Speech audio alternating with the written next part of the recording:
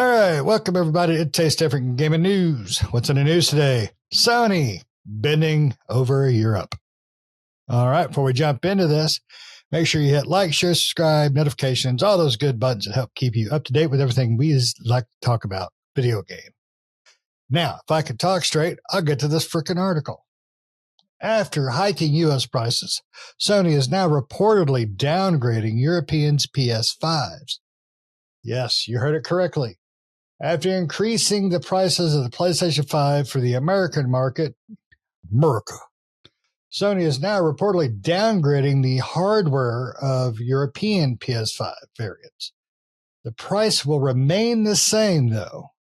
These new consoles will come around 20% less storage than their older selves. Hardware has been slowly increasing in price over the past few years, with things picking up at the pace post-COVID. This doesn't only affect consoles, as parts, PC parts, and other gaming paraphernalia have gone up slowly but surely, with the mid-range of today corresponding to cost to what the high-end used to be. On top of that, the recent tariffs introduced by the U.S. government, America, have contributed to an increase in hardware produced outside of America, which is just about everything game-related. These market trends led Sony to hike up the price of the PS5 in the United States, while the core product itself remained the same. This cannot be said for the European market, where, according to Kotaku, Sony is planning to downgrade its console hardware while keeping prices the same. If true, the new digital PlayStation 5 consoles will be sold with 825 gigs of storage instead of the previous 1 terabyte, which is about 20% less than before. While with prices remaining the same, Sony could potentially improve its profit margins by cutting on hardware production cost. The disc-driven PS5 will remain unaffected by this change, at least for now. Well, one would think 825 gigs is still a lot of storage, and to some degree it is. The extra 200 gigs could account for at least 2 massive AAA titles or 1 Call of Duty, which nowadays are quite hungry for storage. That is if you're not playing Call of Duty, which would mean 200 gigs of extra drive space would be reserved only for Activision's finest. Either way, it's a good chunk of change for its storage and a significant downgrade for those poorer internet connections where uninstall or reinstall cycles are simply too inconvenient. So essentially, you're going to pay the same for less. In America, here in the States, we are paying more for the same. I think Sony has taken advantage of too many things myself. Personal opinion, I don't run the company. I don't own their stocks. I just know bullshit when I'm smelling it. And I smell bullshit. Pardon my language, just the way it is. So, Nick, what do you think? Do you think Sony's just taking advantage? Do you think this is what they really feel they need to do? I mean, because I know they're hurting for money and all. Sarcasm. Yeah. This is right now it's rumored, right? True. So we don't know if they're going to do this or go through with it, but as far as we know right now, it's showing that is coming down the pike for the European market. So, it's for Sony's sake. I mean, they're pretty much just doing this to get more money out of their PlayStations, right? Or just out of the market in general. But this is what I've talked about before. Like this we've all talked about before, which is like you got 2 problems that are going to come to fruition in the future, and that is outpricing the market, where you're, the console that you're creating or making is going to be too expensive for the market to for the consumer to go out and purchase, right? And or it's not going to be worth the it's not going to be worth the price, right? It's not going to be worth the price of admission, especially given that with the PlayStation 6 or Xbox, whatever,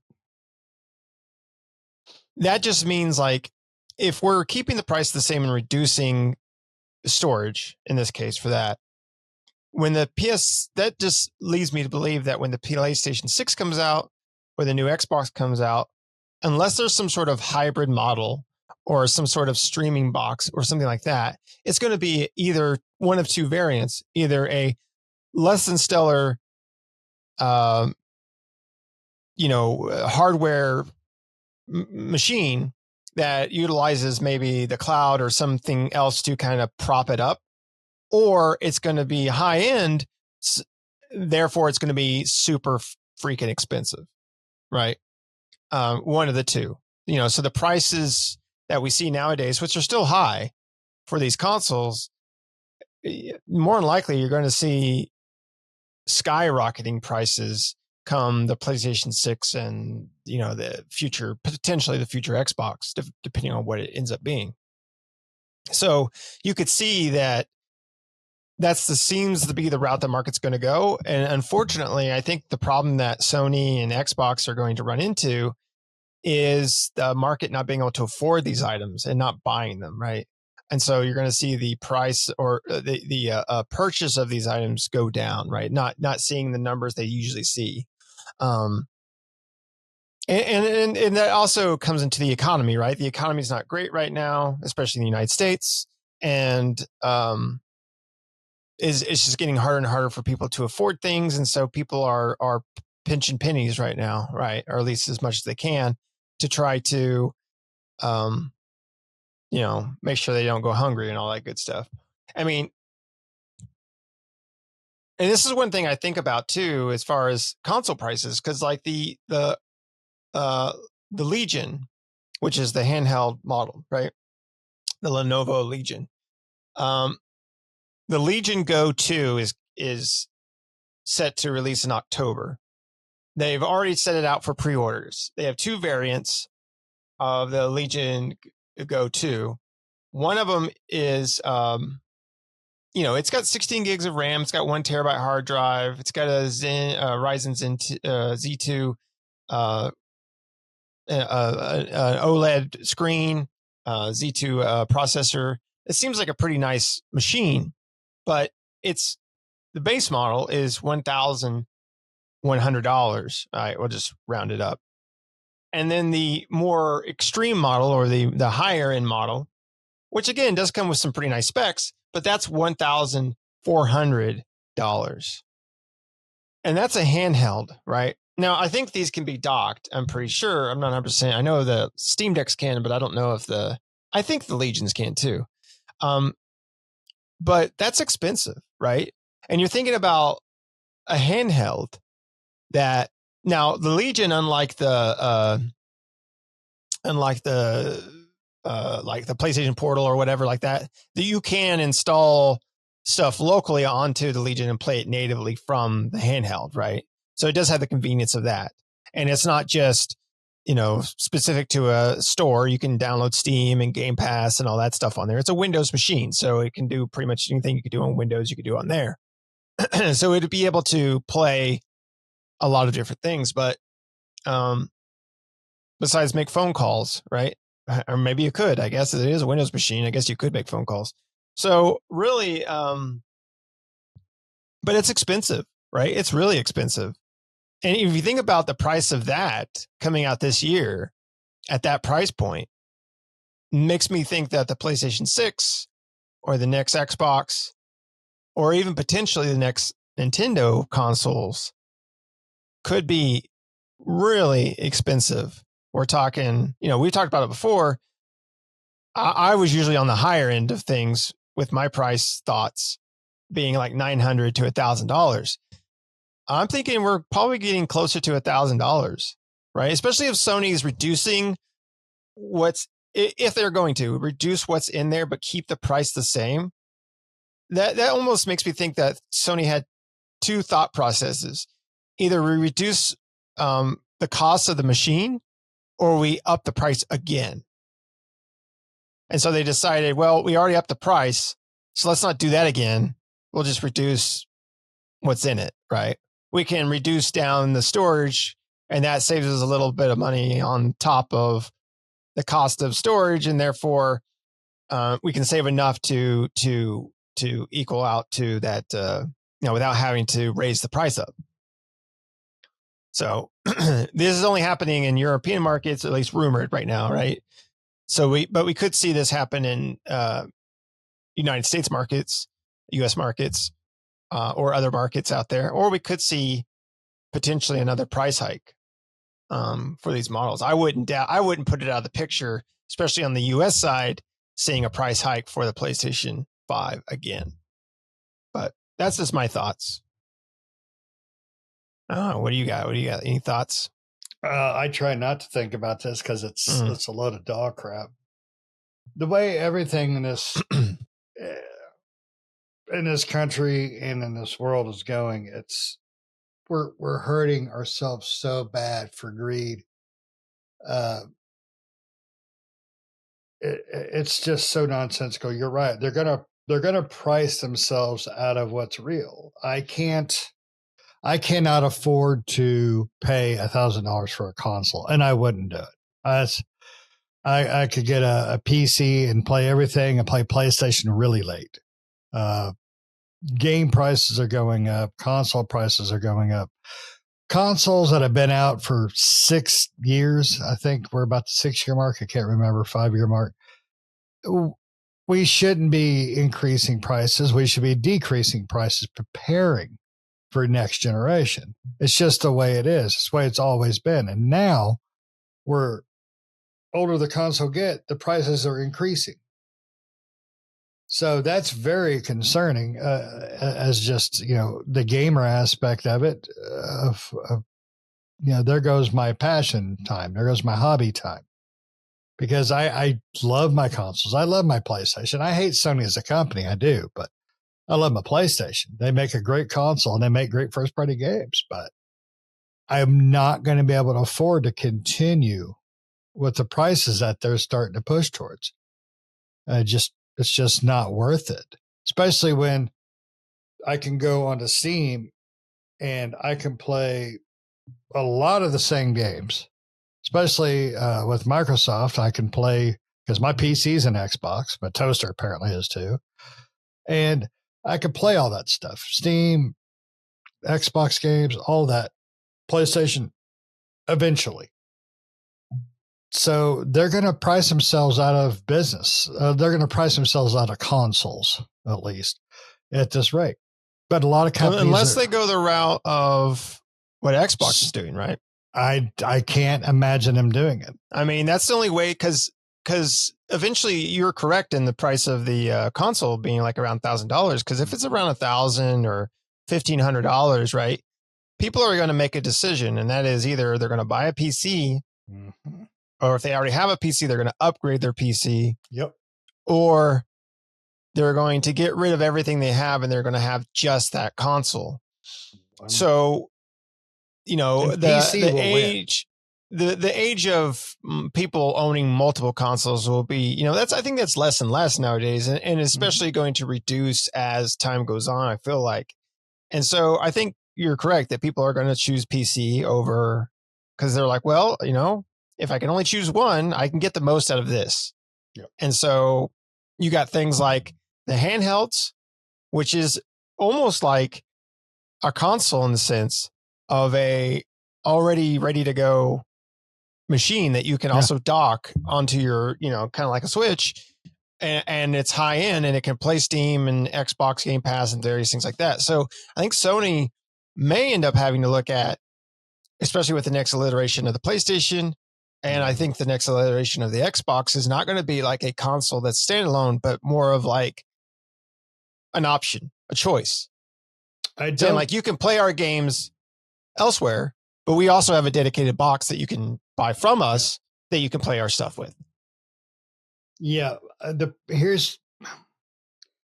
I mean, I can't judge Sony with accuracy anymore because they used to be pretty steady and consistent about certain things, and that goes with all of the you know console manufacturers, Xbox, Nintendo, PlayStation. I can't judge them anymore. I can't figure out where they're going anymore because it used to be very simple. Prices go down throughout the years as they prep for the next generation.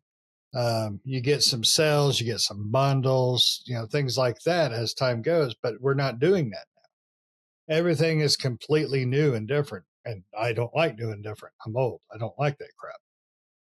I don't know if Sony, though, as a game developer portion, I don't know if they could survive without their console, considering they only put out 3 to 5 games a year, and that's if it's a kick-ass solid year. But they was the last year they didn't have one first party? I think it was.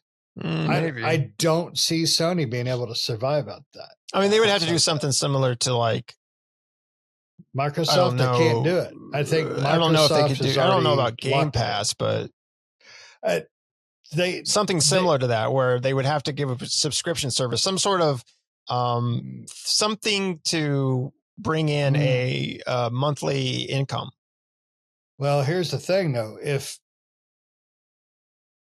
the console market, the true console market, dies, where you have a dedicated console, you download your game or you pop in your disc, if that dies, the next step they're going to try, and that's a streaming dongle or a streaming something, and that's how they're going to try to survive, and that's a future I do fucking not want. Pardon my language. Yeah, I do not want that whatsoever.